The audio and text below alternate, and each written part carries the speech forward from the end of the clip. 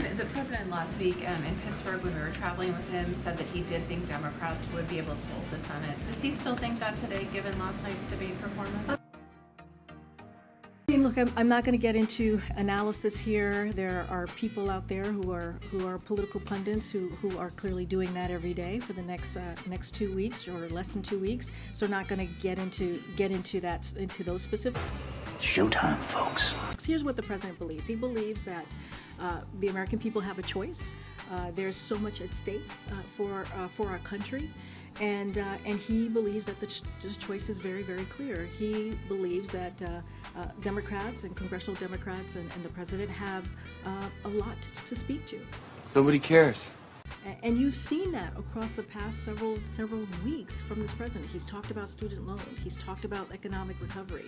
He's talked about today even the junk fees and what his administration is doing to make sure that we give a little bit breathing room for the American people.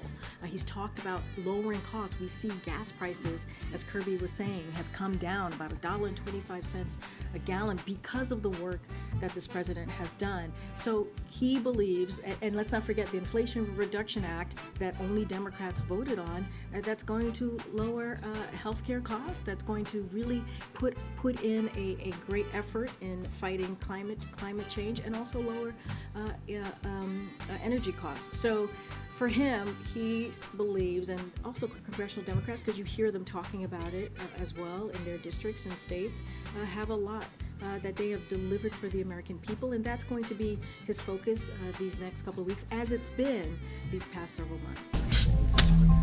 Just one more question. Given, polls show that voters at this point, the primary concern heading into the midterms is inflation and the economy. By a 2-to-1 margin, voters trust Republicans more than Democrats to handle the economy. I wonder, given this sort of majority sentiment of voters, is the president considering making any changes to his economic team after the midterms? No.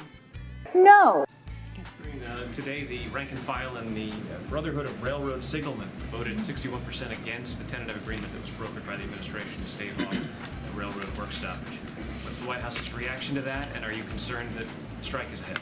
So a couple of things. I do want to give a little bit of a laydown of what we think here. The unions that have not ratified and the railroad employers have agreed to a cooling off period that extends well into November, giving them adequate time to continue their work and ensuring that our economy is under no immediate threat.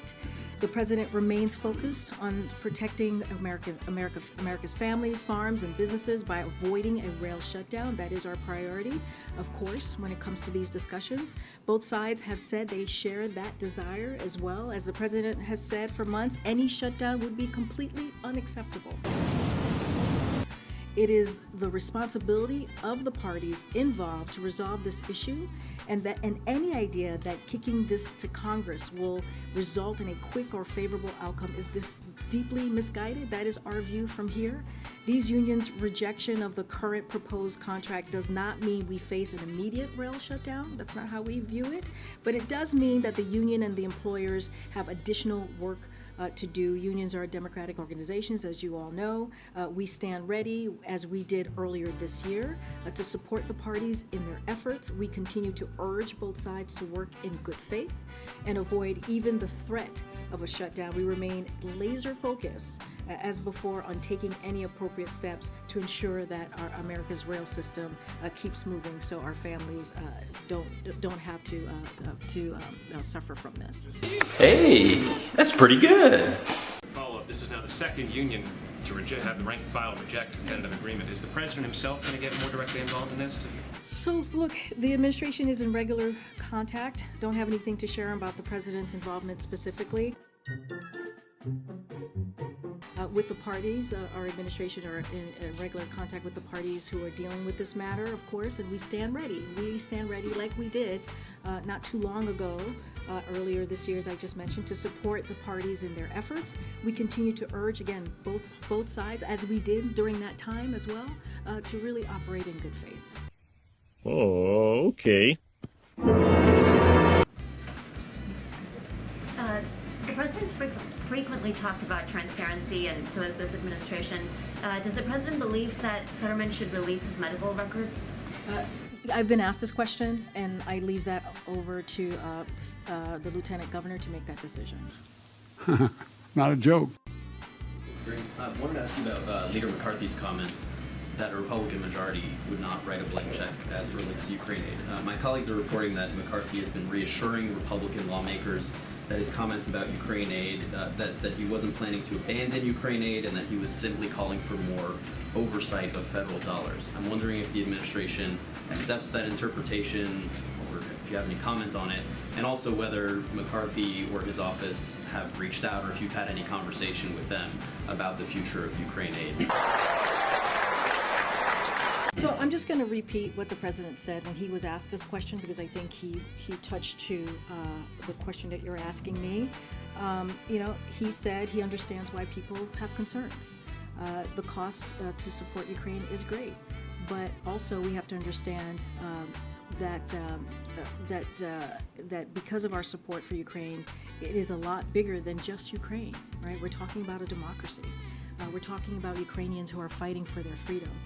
We're talking about an unprovoked war that was started by President Putin, and you know, and we all understand that. Our partners, our allies understand that, and congressional members understand that too. Because remember, the support that we have seen has indeed been bipartisan.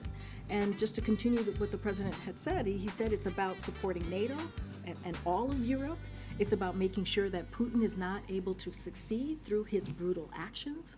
And our support for Ukraine will remain strong until the end of this war. So we are committed to supporting Ukraine during this time, and we are impressed by their bravery, and we're going to do everything that we can to continue to give them that assistance. Just given the significant possibility that Republicans will retake a majority in the House, have there not been any conversations between the White House and Leader McCarthy's office about the future of Ukraine aid in the wake of those comments? So I'll say this, I don't want to get too much into hypotheticals from here, but I'll say that we have kept that line of communication open throughout these past several months with congressional members. Remember, this is a bipartisan effort, and we appreciate the bipartisan effort, and that's what we will continue to work towards. Now I feel better.